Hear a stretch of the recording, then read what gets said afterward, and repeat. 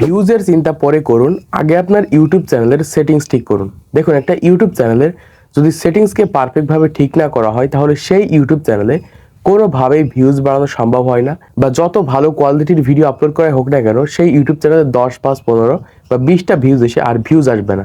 তাই প্রথমত আপনার একটা ইউটিউব চ্যানেল খোলার পর সেই ইউটিউব চ্যানেলের 5টা সেটিংসকে ঠিক করতে হবে। তো আজকের এই ভিডিওতে আমি আপনাদেরকে এমন 5টা সেটিংস দেখিয়ে দেবো যেই 5টা সেটিংস ঠিক করার সাথে সাথে আপনারা আপনাদের ইউটিউব চ্যানেলের পরিবর্তনটাকে বুঝতে পারবেন। দেখুন, ইউটিউবে আসার পর প্রায় 90% ক্রিয়েটার তাদের ইউটিউব চ্যানেলটাকে সুন্দরভাবে কাস্টমাইজ করে না, আর এই কাস্টমাইজ না করার কারণে তাদের ইউটিউব চ্যানেলে ভিউজ, সাবস্ক্রাইব, ওয়াচ টাইম কোনো কিছুই বাড়তে চায় না। তো আজকে এই ভিডিওতে আমি আপনাদেরকে দেখিয়ে দেবো কিভাবে আপনাদের ইউটিউব চ্যানেলের সেটিংসগুলোকে ঠিক করবেন। ঠিক করার পরে আপনাদের ইউটিউব চ্যানেলে ভিডিও আপলোড করে দেখেন আপনাদের ইউটিউব চ্যানেলে 100% ইমপ্রেশন বাড়বে। তো ফার্স্ট আমি এখান থেকে আমাদের ইউটিউব চ্যানেলের সেটিংসগুলোকে ঠিক করার জন্য আপনাদের ফোনের যে ক্রোম ব্রাউজারটা রয়েছে সেটাকে ওপেন করে নেবেন। জাস্ট আমি এখান থেকে আমার ক্রোম ব্রাউজারটাকে ওপেন করে নিচ্ছি। ওপেন করার পর উপরের দিকে সার্চ অপশন রয়েছে, এখানে সার্চ করতে হবে জাস্ট ইউটিউব স্টুডিও লিখে সার্চ করে দেবে। দেওয়ার পর এখান থেকে যে ওয়েবসাইটটা রয়েছে এই ওয়েবসাইটের উপর জাস্ট 3 সেকেন্ড ক্লিক করে ধরবে, 1, 2, 3 এরকম 3 সেকেন্ড ক্লিক করে ধরার পর পিরিভিউ পেজ রয়েছে, পিরিভিউ পেজের উপর ক্লিক করতে হবে। তো পিরিভিউ পেজের উপর ক্লিক করলে আমাদের ক্রোম ব্রাউজারে আমাদের ওয়াইটি স্টুডিওকে এভাবে লগ ইন করতে পারবো। তো প্রথমে বলে নিব, এই যে সাইডে যে লোগোটা রয়েছে এই লোগোর উপর ক্লিক করে আপনাদের ইউটিউব চ্যানেলটা এখান থেকে লগ ইন করে নেবেন। লগ ইন করার পর একদম নতুন একটা চ্যানেল আমি এখান থেকে ওপেন করেছি আপনাদেরকে দেখানোর জন্য। তো ফার্স্টে এই সাইডে একটু জুম করতে হবে। জুম করার পর এখান থেকে সেটিংস একটা আইকন রয়েছে, আমরা এখান থেকে সেটিংস আইকনের উপর একটা ক্লিক করে দিব।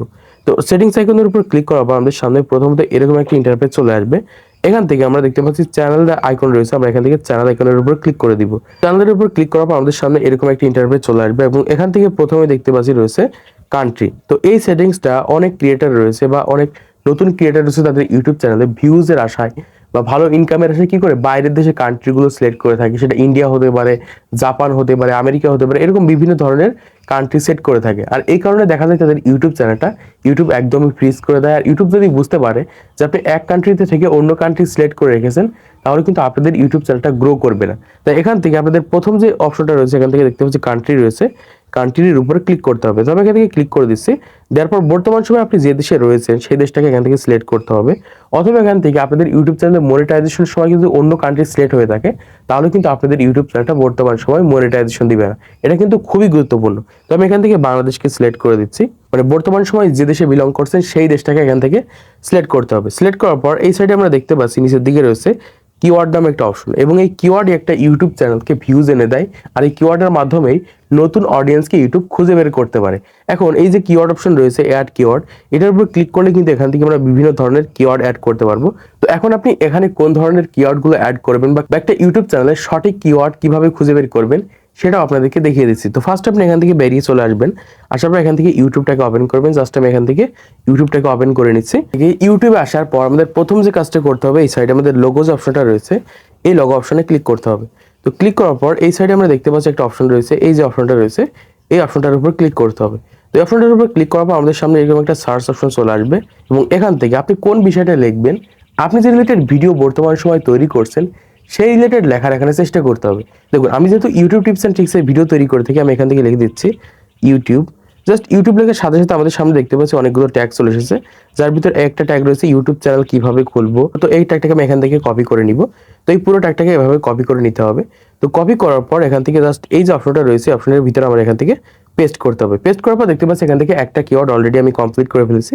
এরকম ভাবে যে ট্যাগগুলো সব থেকে বেশি সার্চ হয়ে থাকে আপনার ইউটিউব চ্যানেলে, এমনকি আরেকটা কাজ করতে পারেন, আপনি যে রিলেটেড ভিডিও তৈরি করছেন বর্তমান সময় সেই রিলেটেড বড় ক্রিয়েটরদের ইউটিউব চ্যানেলের নামগুলো সার্চ করে কিন্তু অডিয়েন্স ভিডিও দেখার চেষ্টা করে। তাই আপনি যদি সেই সকল কিওয়ার্ডগুলোকে আপনার এখানে পেস্ট করে থাকেন তাহলে কি হবে, আপনাদের ইউটিউব চ্যানেলগুলো সেই সকল ক্রিয়েটরদের ইউটিউব সার্চে যাওয়ার সম্ভাবনা থাকবে, এমনকি তাদের ভিডিও সাজেস্টে কিন্তু আপনার ভিডিওটা যাওয়ার সম্ভাবনা থাকবে। তো ভিউজ দেখার সাথে সাথে আমাদের সামনে এরকম একটা ইন্টারফেস চলে এসেছে। এখান থেকে দেখতে পাচ্ছি রয়েছে ভিউজ ডাউন প্রবলেম, ভিউজ কিভাবে বাড়াবো।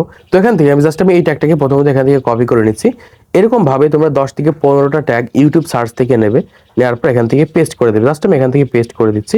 এরকম ভাবে তোমাদের এখান থেকে জাস্ট 10 থেকে 12টার মধ্যে এখান থেকে ট্যাগ তোমরা নিয়ে জাস্ট এখানে পেস্ট করে দেবে। পেস্ট করার পর কয়েকটি ইউটিউব চ্যানেলের নাম তোমরা এখানে পেস্ট করে দেবে। পেস্ট করার পর এখান থেকে তোমাদের এই সাইডে একটা অপশন রয়েছে, আমরা দেখতে পাচ্ছি সেভ অপশন। তোমরা এখান থেকে সেভ অপশনে ক্লিক করে দেবে।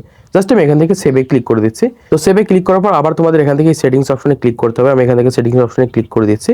ক্লিক করার পর আমাদের এই সাইডে চলে আসতে হবে।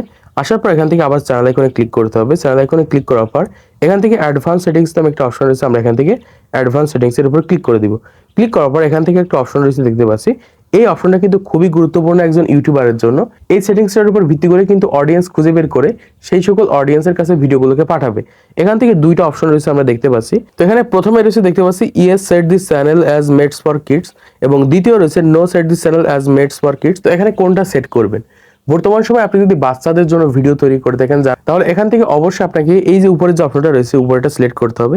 আমি বলবো অবশ্যই তোমরা এখান থেকে এই যে দেখতে পাচ্ছি the no set this channel as not made for kid, এটাকে সিলেক্ট করে দেবে। জাস্ট আমি এখান থেকে মাঝটা সিলেক্ট করে দিচ্ছি। দেওয়ার পর এখান থেকে এই সেভ আইকনে ক্লিক করছি। ক্লিক করার পর আবার আমাদের এখান থেকে সেটিংসের উপর ক্লিক করতে হবে। ক্লিক করার পর এখান থেকে জাস্ট আমাদের তিনটা সেটিংস কিন্তু অলরেডি দেখানো কমপ্লিট। এই তিনটা সেটিংস তোমাদের অবশ্যই করতে হবে। তারপর এখান থেকে তোমরা এই সাইডে দেখতে পাচ্ছ আপলোড ডিফল্ট নামে একটা অপশন রয়েছে, এই আপলোড ডিফল্টের উপর ক্লিক করতে হবে।